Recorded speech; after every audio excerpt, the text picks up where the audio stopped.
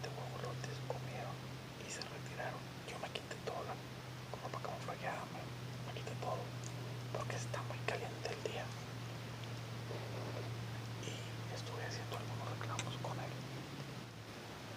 de 6 tonos, pero me estuvieron contestando para este lado un venado pequeño. Se escuchan los terceros sonidos muy pequeños. Y entonces no, pues sí, un resoplido de un venado viejo arriba, a 200 metros, muy leve se escucha. Voy a tratar de quitarle el sonido a ver si tengo la oportunidad de atraerlo.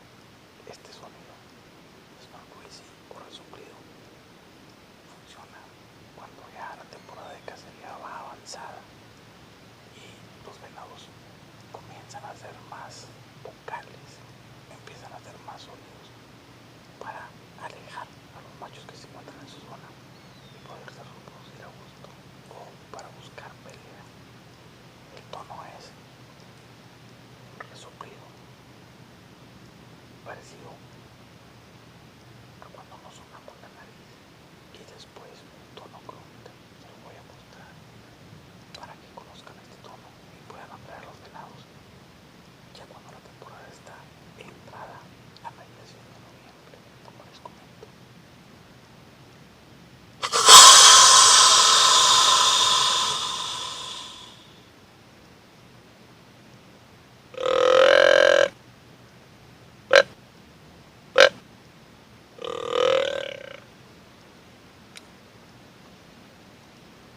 Este tono funciona cuando observamos que los venados cruzan muy rápido la brecha y son machos adultos.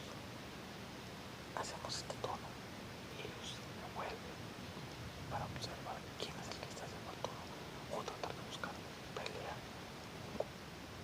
confrontar al que está en su zona y alejarlo de la zona.